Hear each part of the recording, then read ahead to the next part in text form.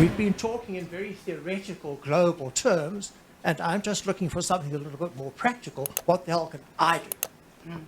Yeah. Well, I don't think we should minimise the voting in the next election, because that really is the key. If the ANC and the EFF, well, even without the EFF, if the ANC continues down the path that we can now see illuminated before us, it will be disastrous. We then look at the Venezuelan issue much more closely. So we mustn't believe that it can't happen to us. And that's the first message that we need to set out to as many people as possible.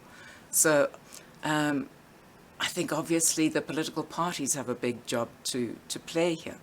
And one would hope very much that the political parties will become worried about the future and will develop a very strong message for potential voters that they dare not risk the ANC staying in power and that they do have better policies. So we know that this national convention is to take place next month. Hopefully it will yield some sort of an agreement. What I also heard Zongezo Zibi saying of Rise Mzansi was a sensible thing. Every person should tell 10 people that they must go and vote. They must register and they must vote, and why. I mean, he wouldn't put it in NDR terms, but certainly the message every person must spread to their 10 friends and relations is an important one, because that might be a good way of getting people to see that you don't punish the ANC by staying away from the polls, which I think many people still have the illusion that you do, that it has to be that active step, going to register, going to vote for somewhere else, and it's not to be sneezed at. The other thing is that one will have to challenge laws which are already on the statute book, like the Employment Equity Amendment Act, laws which are coming. And the Constitution, as written, provides a powerful foundation on which to do that. The ANC has tried to reinterpret the Constitution with the help of some rather bad judges at times. So we can try to get back to the wording of the Constitution as it is written. And again, the more the judges themselves become worried about the consequences of transformation and getting away from the words of the Constitution, the more willing they might be to come back to what it says and start applying it. And litigation costs money, so not all the Krugerrands under your bed. Some of them into the coffers of the organizations that will go to court and will try to fight in that way, because that's very important too. One of the problems is that it's very hard to get your message out. The SABC is not going to carry it. The mainstream media is increasingly, either on the fence or very wary about talking about the NDRs. They have been for a long time. So what we've done at the IRR, we've started another newspaper. It comes out every day and it carries material that the mainstream media is reluctant to deal with. So in as many ways as possible, one must get the message out. So support organizations which are setting up these alternative channels of communication, which are vital, and which at the end of the day will have to litigate to try and put an end to this.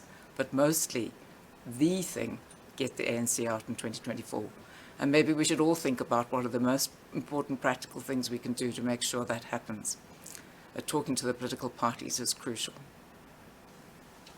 I'm Eric Pears. In March 2020, the government achieved totalitarian control over the country, together with total mobilization of the defense force, to very little opposition, or in fact none at all. Yeah. They even managed to bypass Parliament through the Disaster Management Act.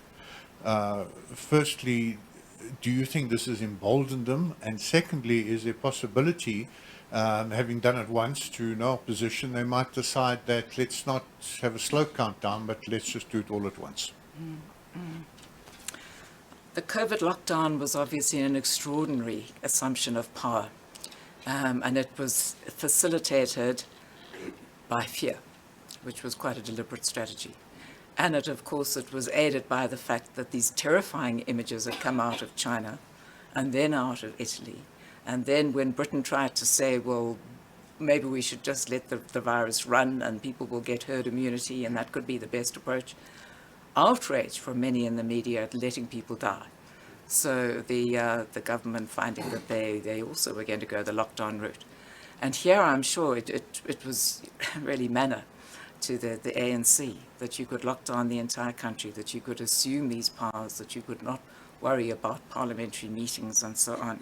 And you could do it under the Disaster Management Act, which was clearly not designed for such a prolonged stoppage and total stoppage. If anything, there should have been a declaration of emergency with the safeguards under the Constitution that then apply. And various entities then try to go to court to say we shouldn't be using the Disaster Management Act, and we judges on the whole just nodded it through, though there were certain gains that were made in some spheres. But I think people have maybe also learnt a bit from the COVID-19 lockdown. All that terror that was created, it was very effective, but at the end of the day, 95% of the population had COVID, and yet the death toll was not that high. I haven't seen final figures on the infection fatality rate, but I expect it's not unprecedented with other bad flus at other times. So perhaps people have learned. You don't surrender your autonomy. You don't go with the fear. You think more about how you can resist and do it more quickly, more determinedly, and right away, I hope. Well, thank you very much, Anthea, and also to our audience for those very probing questions. I just wanted to extend a special thanks to you, Anthea, for the work that you have done, not only on this book, but on the many other books and periodicals and articles that you've written. The slogan of the IRR is the battle of ideas, one of the slogans. I think you really embody that. But you can only wage the battle with the right ammunition. And that ammunition is research, of which the Institute has a very proud and long tradition going all the way back to 1929 when it was founded. I think it's possibly the oldest classical liberal think tank in the world. And I think this book really embodies the spirit of the Institute. And like my colleague Martin, I'm very proud to have once worked at the Institute and to have been privy to some of your insights. And I also just wanted to echo your comment that the battle of ideas takes resources as well, and that the work of these very active and engaged civil society organizations, that does require funding. And I think these organizations do a lot with a little. And we would implore people who attend our events and who support our work, who read our material on platforms like the Daily Friend, to really support us financially as well, because that will really strengthen our fight for freedom in South Africa. And it's certainly a fight worth having, and there's a lot to preserve in South Africa still.